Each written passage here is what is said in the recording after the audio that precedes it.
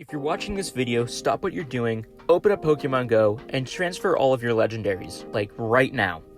Okay, well maybe not now, but definitely within the next day. At the time of this recording, the Halloween event has a little less than 24 hours until it draws to a close. During this event, players are being rewarded with times to catch, hatch, and transfer candies. The biggest and possibly best of these three bonuses is the transfer candy bonus. So why start off this video with a bold statement of transfer all of your legendaries? Well, with the transfer candy bonus, players are incentivized to send all of their legendaries with bad IVs straight to the candy grinder. I hardcore IV hunt in Pokemon Go. IVs are hands down the most important attribute of a Pokemon for me.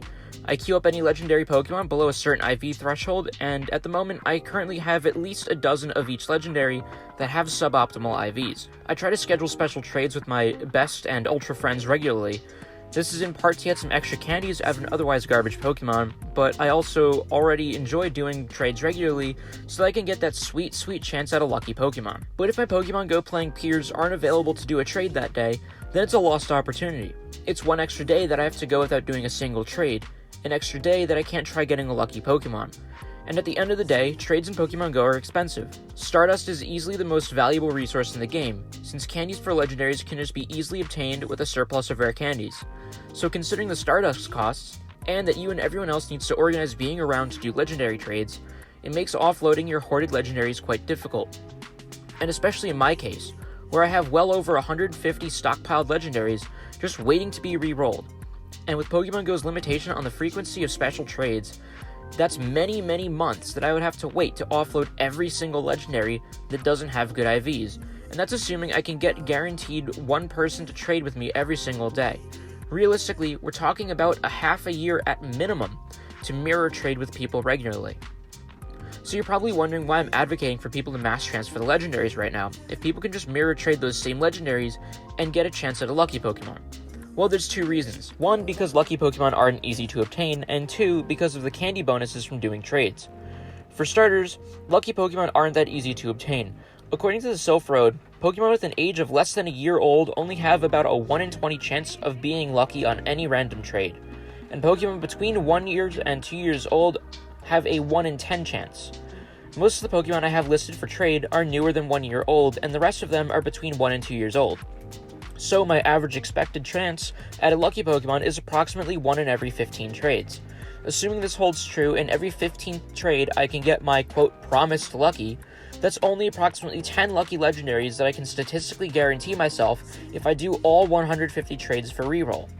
Yeah, sure, by mass transferring Pokemon you're missing out on an opportunity to get luckies, but as I pointed out earlier, the odds of getting lucky Pokemon are fairly low. It'd be nice if statistics worked out in my favor, but for me to get a lucky Pokemon on every single trade, based on that 1 in 15 chance, we're talking about a 1 in 15 to the 150th power of that happening. So basically, an astronomically low number. This is because each trade is an independent event, so the odds of 100% of my 150 trades being lucky have to all be multiplied together, which nets you that really absurdly small fraction. The second reason I say you should transfer your unwanted legendaries is because of the trading mechanics itself. When you do a trade with someone in Pokemon Go, you are awarded candy bonuses for doing trades over certain distances. Meaning, if you captured a Pokemon in Nebraska and traded it with your friend in New York, you get some extra candies for committing to that trade. You get 1 candy for trades done within 0 to 10 kilometers of the caught Pokemon, 2 candies for trades done within 10 to 100 kilometers, and 3 candies for trades over 100 kilometers. Now, I don't know about you guys, but I don't really have any friends that I see frequently that live over 100 kilometers away from me. It just doesn't work out like that, and rarely do I get the 3 candy bonuses for trades. Sometimes I'll just get 2 candies if someone did a raid from a few towns over, but most often it's just 1 single bonus candy for the trade. At the completion of the trade, if the Pokemon still sucks, I wind up transferring it anyway. So at the absolute minimum, doing a trade every single day to reroll bad legendaries, I often net 2 candies for the Pokemon that was traded. One for the trade itself, and 1 for transferring. But with this transfer candy event, you can still get your 2 candies per Pokemon and completely forego your Stardust tax for doing the trade. Now, this doesn't mean you shouldn't do trades at all during this event. You absolutely should, and even though the event only has about a day left, you should have been planning to do these trades all along, because the minimum number of candies obtained per trade is actually 3, 1 for the trade and 2 for the transfer. Take advantage of the double candy bonus and do a trade daily to round off the event, but as the event draws to a close, take the time to make sure you dump most, if not all, of your unwanted legendaries before the event concludes. I would make sure you transfer your legendaries at least an hour or two before the event ends on Friday to capitalize on what would have otherwise been a missed candy opportunity.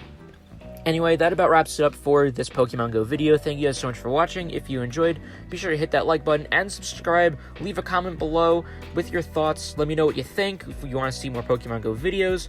And yeah, that's pretty much it. Thanks for watching, and I'll see you guys in the next video.